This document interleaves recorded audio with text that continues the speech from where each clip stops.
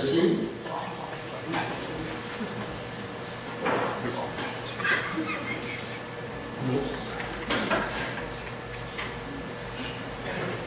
C'est comme ça. Avec ça.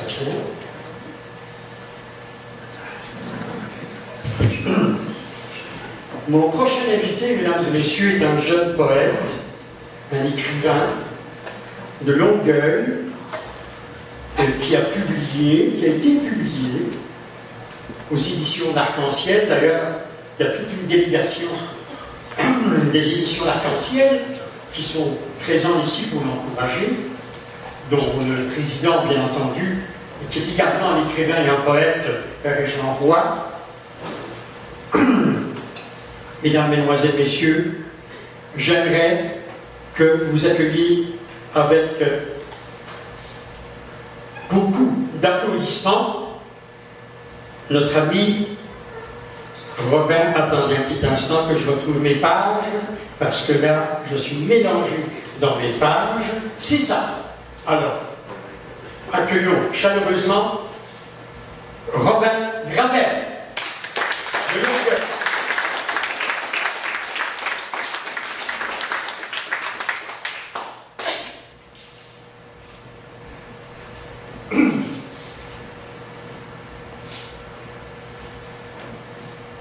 Bonsoir tout le monde, ça va bien? Oui, ça va très bien. Ça va très très bien. Alors, je vais lire des extraits en réalité des deux petits derniers livres de poésie. Je les adore vraiment beaucoup. Je ne suis pas super connu, je suis le petit gars de Longueuil qui se faisait rentrer dans les cases à l'école. Mais à un moment donné, on se rend compte qu'il n'y a rien d'impossible à celui qui croit. Donc, la poésie, c'est un monde qui est tout à fait à part. Je le dis souvent, à chaque fois que je prends le micro, essayez pas de comprendre, juste de ressentir, laissez-vous aller. Alors, c'est tous des petits poèmes, et je vous laisse les découvrir par vous-même. Alors, le premier, je l'ai intitulé « Un peu de magie ». Il suffit d'une étincelle pour rallumer le feu mourant. Un simple regard pour des chandelles qui s'allumèrent subitement. Une rose entre les mains, j'invoquai les étoiles d'envoyer un homme au doux refrain pour l'un de ses baisers. M'abreuver de ses jours, de ses nuits, me blottir lorsqu'il fait froid, contempler son regard qui ne fuit et me noyer dans ses bras. Le rite terminé, le ciel se referma, les bougies et la rose moururent en promettant qu'un amour naîtra, qu'au matin ma solitude disparaîtra. J'entendis de douces paroles provenant de la forêt qui dormait. Un soupir et des pas au sol, une victime de mes sorts se rendait.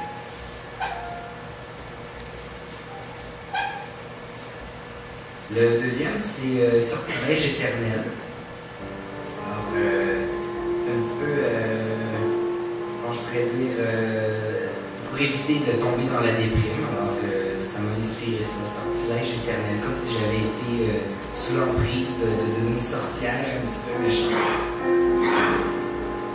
Hurler mes souffrances entre les anges et les dragons, crier en silence et braver les typhons, ne pas sombrer sur l'océan en baissant les armes pour vaincre le néant et sécher mes larmes.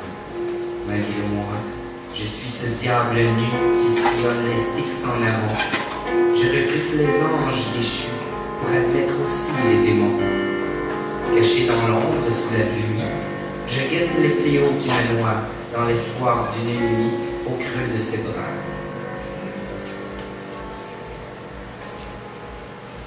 Le prochain, c'est un extrait de mon premier roman. C'était fait en 3 semaines seulement, mais il y a beaucoup de poèmes à l'intérieur et c'est une inspiration de M.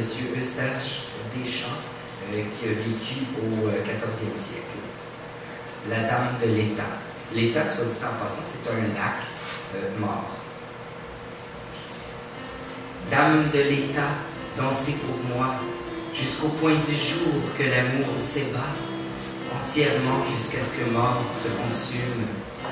Sachez qu'amour prédige en son volume, et en ce monde, avec vous me rassemblez, en vos chants, quand le fruit me ressemble. Votre doux œil de sa malice m'épie. Si moi faire avec elle du prix, de ma vie je griffe un tel contrat. Je prie les déesses de l'État qu'un oiseau de braise m'amène au loin et souhaite ne jamais rencontrer ses mains.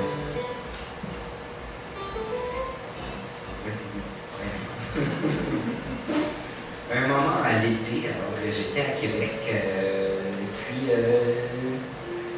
dans une piscine intérieure, je me souviens pas qu'est-ce que je foutais là, mais je regardais. Un moment à l'été. L'écho des nageurs résonne au rempart comme le renvoi des marées contre les plages au soleil. Des corps d'éphèbes à toute heure, mais l'œil vif du renard scrute en silence sa denrée, étant aussi ses groseilles.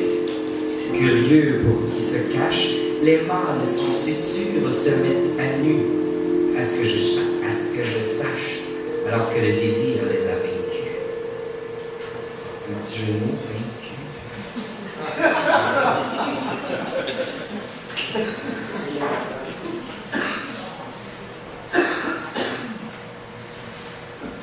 Ensuite, j'ai impression qui me fait beaucoup voyager. Enfin, souvent quand la solitude, ça nous amène ailleurs, vraiment ailleurs. Et juste de l'eau suffit pour écrire la solitude. Alors, impression. Sur les restes d'un rêve, tout doucement, je me suis éveillé.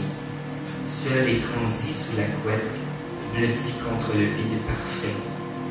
Je cherche réconfort auprès des grèves.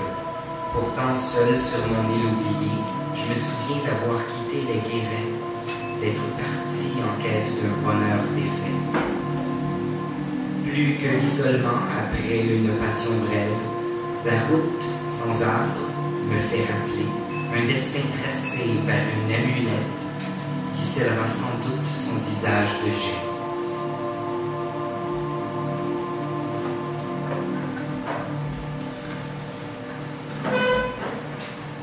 Le second livre, c'est Sortilège et satire oubliée. Pour ceux qui ne savent pas c'est quoi des satires, c'est comme un fauve en réalité, c'est comme moitié chèvre, moitié humain. Et ça jouait un pipeau à deux becs, enfin à deux embouts. Et ça avait comme mission d'envoûter les gens qui finalement avaient les blues. Alors, ça les amenait dans des espèces de torpeurs, des orgies un peu de bouffe, de plein d'affaires aussi, autre que la bouffe. Et puis, c'est ça, des satires, en réalité, c'était des bébites mythologiques. Et ça m'a amené à faire des voyages, même jusque dans l'océan. Alors, je suis un petit peu vernis là-dessus, j'ai jamais quitté ma patrie, mais je m'amuse à faire voyager les gens. Alors, voyage au-delà des mers. Sous un chaud soleil de mai, je prends place à bord d'un navire qui fut oublié, loin de tous mes remords.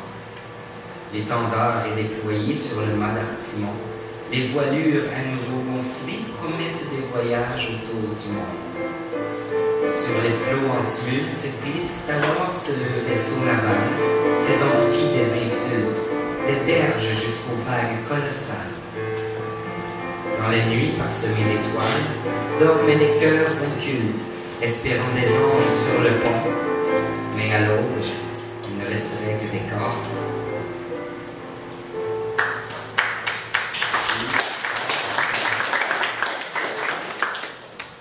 Le prochain, c'est l'oracle. Alors, oui, en tant que poète, on l'a dans les veines, même chez IGA. Alors, j'étais aux promenades, enfin, à la place Longueuil, puis tout d'un coup, j'ai comme une idée. Alors, dépose les emplettes, je me mets à genoux devant les passants qui se demandent bien qu'est-ce que je foutais là. Mais c'est ce que ça allait. L'oracle. Les champs du Nil et les effluves du Caire envahissent les abords d'un cœur phénicien.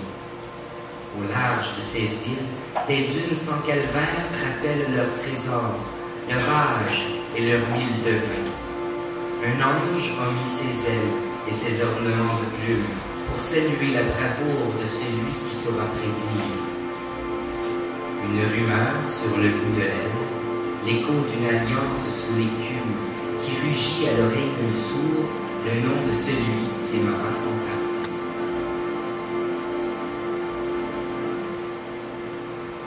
Le second, c'est toujours sur le thème des îles et que j'aimerais donc me retrouver sur une petite île avec 3 mois de coco et un panier.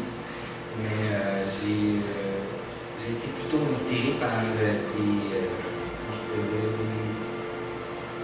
des sentiments un peu plus profonds. Alors, c'est le naufragé. C'est un vent d'ouest qui répondit à son appel lorsqu'il errait sur des flots en tumulte. Amaigri par la faim et l'ennui, il dériva lentement entre les îlots de pierre.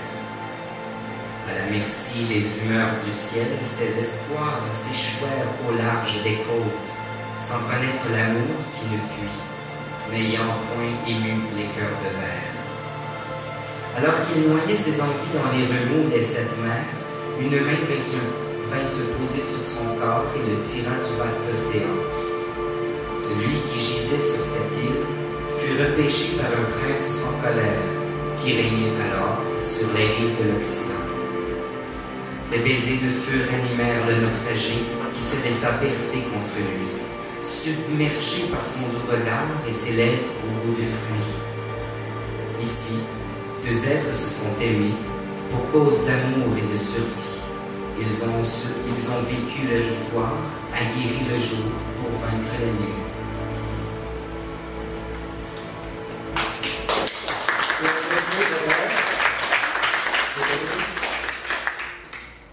Le petit dernier, c'est la réalité des hommes. Alors, je vous laisse le découvrir. Quand on est songeur le soir. Auprès d'un arbre, je m'endors. En aimant la nuit, le temps s'est arrêté pour refaire sa magie. Je rêve à 1000 trésors, même s'ils sont maudits, mais aucun ange n'a accepté de résider dans ce paradis. Un baiser très cher pour celui qui a froid, mes utopies deviennent amères quand l'or devient du bois.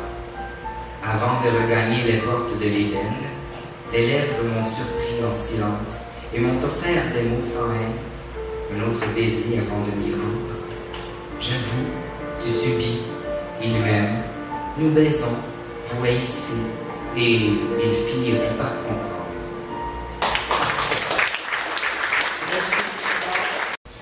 Un dernier poème, je pense qu'il est de circonstance, qui s'intitule, c'est un poème évidemment français, de Raoul Follereau, qui s'intitule Le sourire.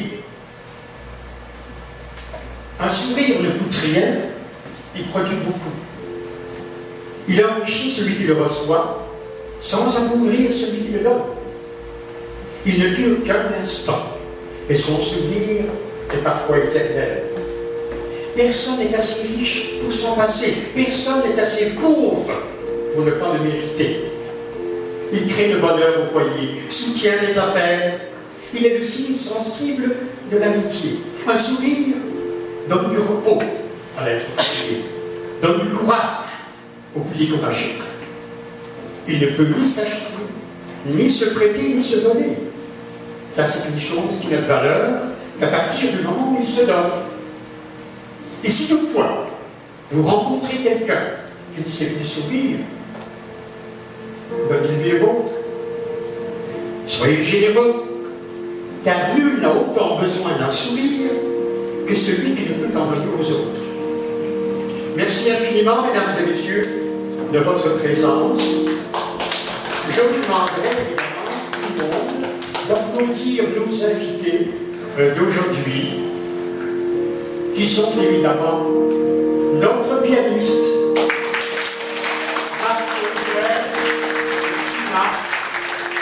notre technicien là-bas, je ne me souviens pas de son prénom, mais il nous a aidé beaucoup, le technicien de Chimago. Oiseau, notre invité évidemment,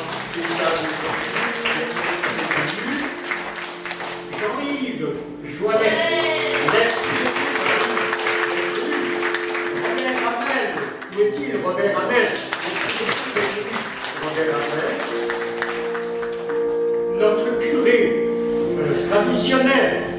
la bêtise humaine, Normand Lebeau.